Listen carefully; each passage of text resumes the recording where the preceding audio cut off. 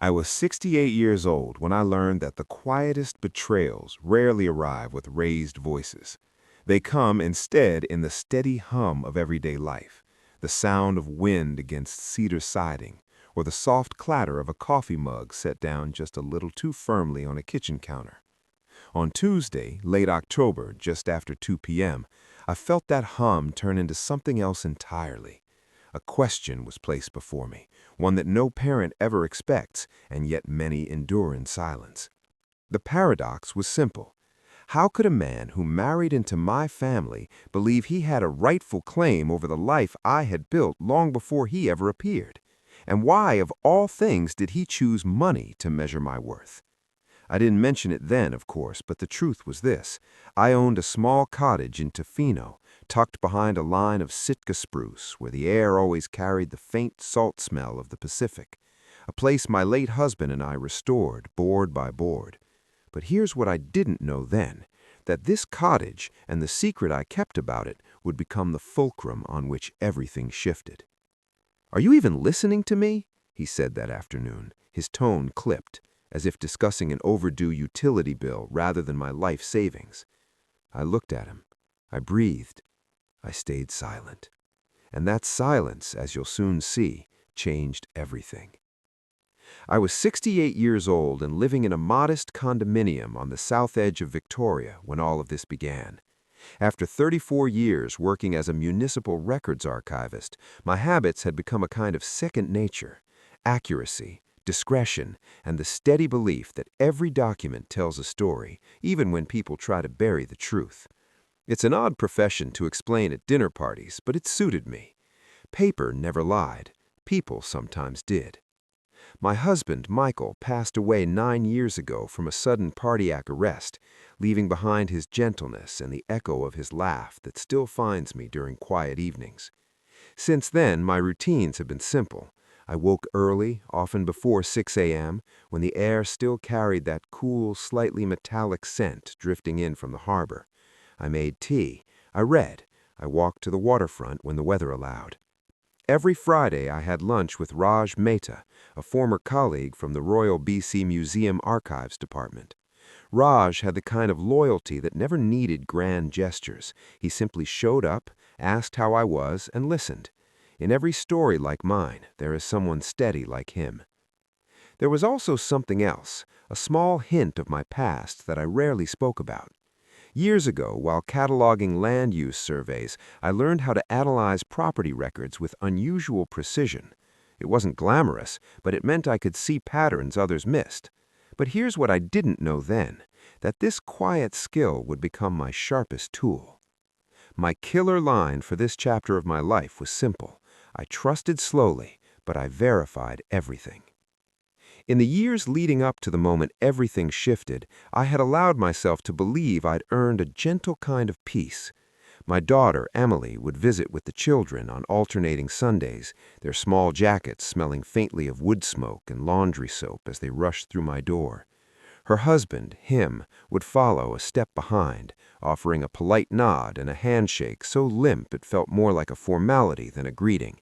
Still, I tried to make room for him in our family rhythms. My generosity had always been quiet, almost instinctive. The first sacrifice came 3 winters ago when they needed help covering a shortfall on their mortgage.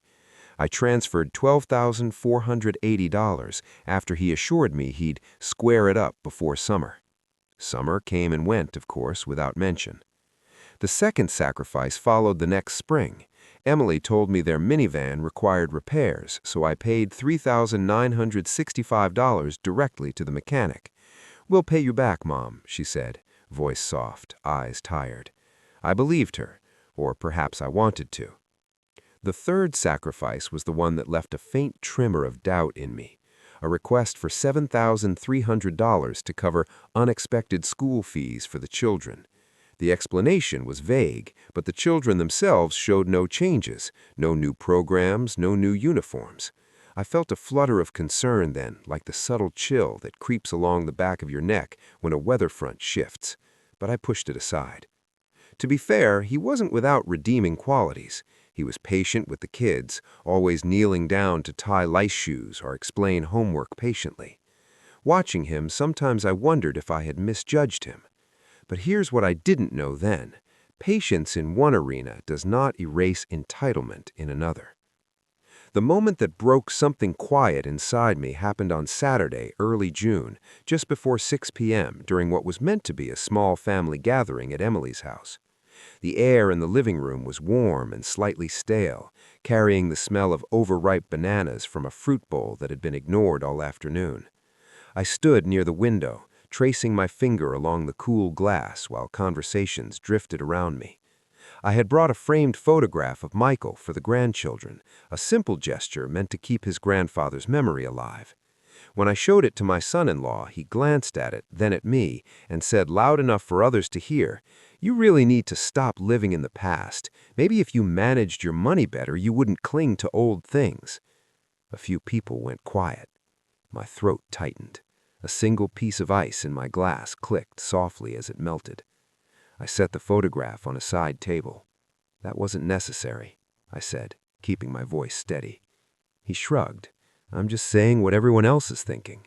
Across the room, an empty chair, the one Emily had promised to save for me at dinner, sat untouched. My phone buzzed with a message I saw too late, a family photo taken minutes earlier without me. I breathed slowly, letting the sting settle beneath my ribs. I didn't raise my voice. I didn't argue. I just stood there, quiet and composed. I didn't know yet what I was about to find. The week after that gathering, I felt a restlessness I couldn't quite name. On Thursday, mid-June, a little after 9:30 a.m., the air in my condo carried the faint scent of lemon cleaner, a smell I normally associated with clarity. That morning, it only sharpened my unease. I sat at my dining table, opened my laptop, and decided to apply the one skill I trusted more than any other, my archivist's eye. It began with a small, suspicious detail, almost laughably minor. A charge on my credit card for $184.27 at a hardware store in Nanaimo. I hadn't been to Nanaimo in months. I muttered aloud, "That's odd." When I asked Emily about it later that day, she hesitated. "Maybe you forgot?" she said, forcing a small, uncertain smile. "I don't forget transactions," I replied quietly. But here's what I didn't know then, that this was only the first thread. Layer 1. Explainable, almost.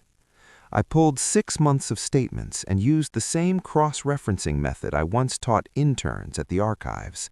Times, locations, repeat vendors. Within minutes, I found 3 additional charges, $96.14, $203.80, and $61.50. Small, irregular, clustered around days when my son-in-law had borrowed my car for errands. That alone wasn't damning, not yet. Layer 2. Pattern, deliberate.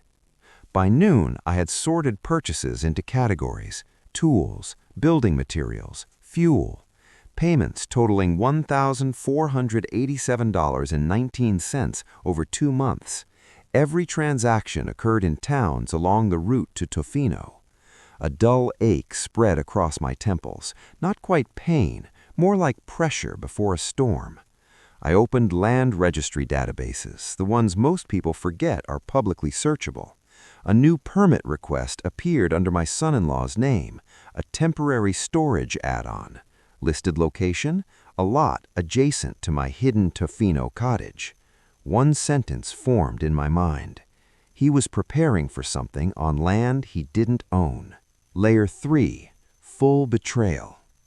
Later that afternoon, I visited Palmer and Associates, Vancouver, where Raj Mehta's cousin, Anita Rao, worked as a paralegal. She greeted me with the crisp scent of eucalyptus from a diffuser near her desk. I handed her the printouts.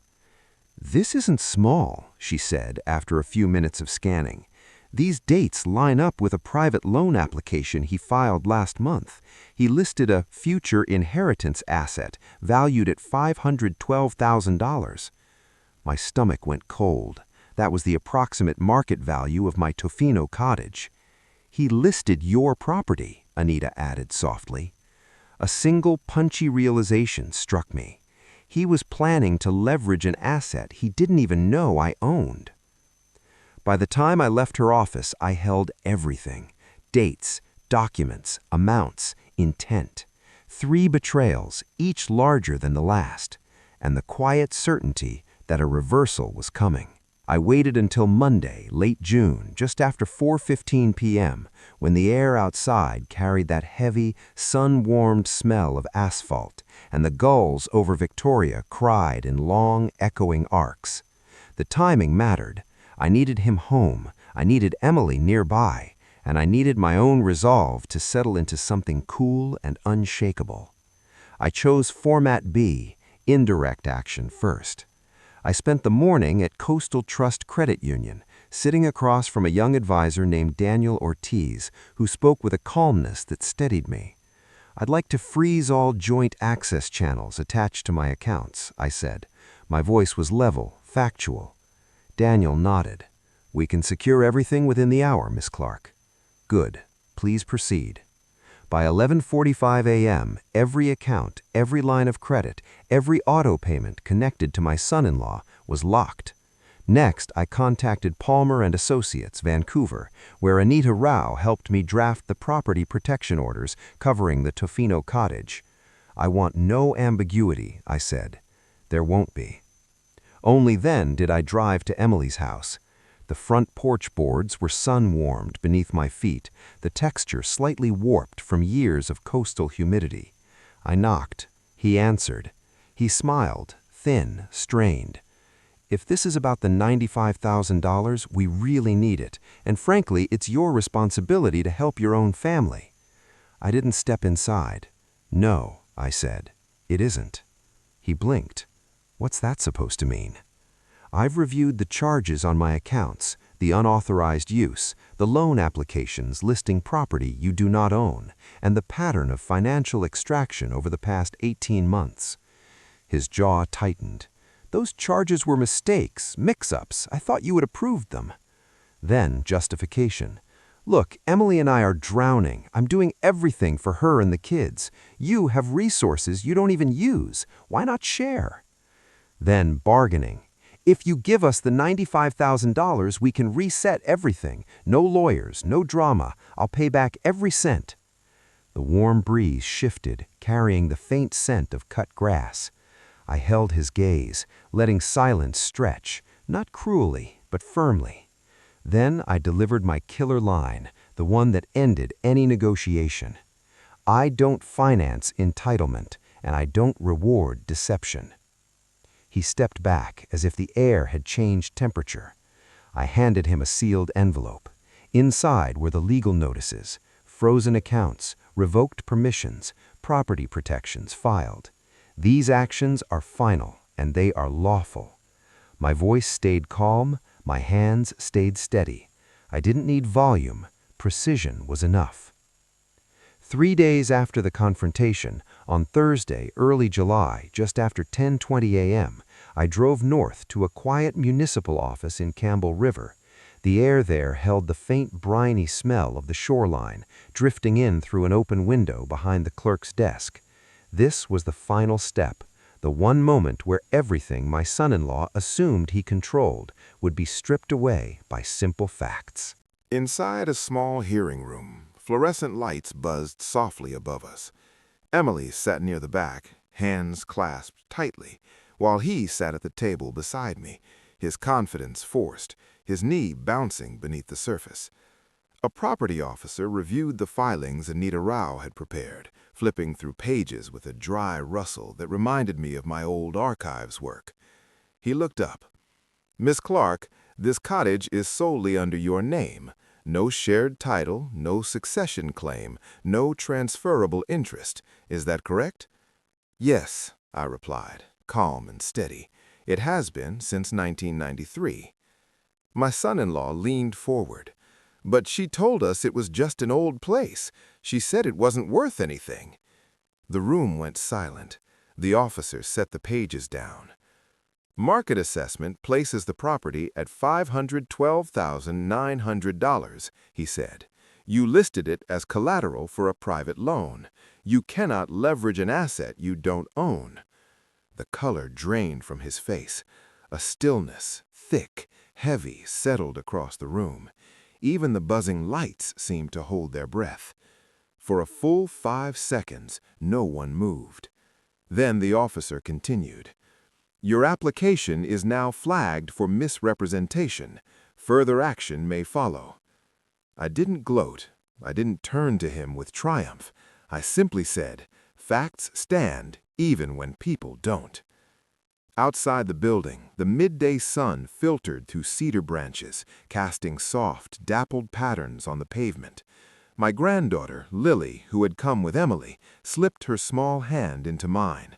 Her palm was warm, a grounding anchor. "Grandma," she said quietly, "Mom told me you're really smart." I felt the sting behind my eyes, not pain, but a slow, steady affirmation. Children have a way of reducing things to their clearest truth. But here's what I didn't know then, I thought, that the smallest hand would deliver the largest clarity. As we walked toward the car, Emily approached.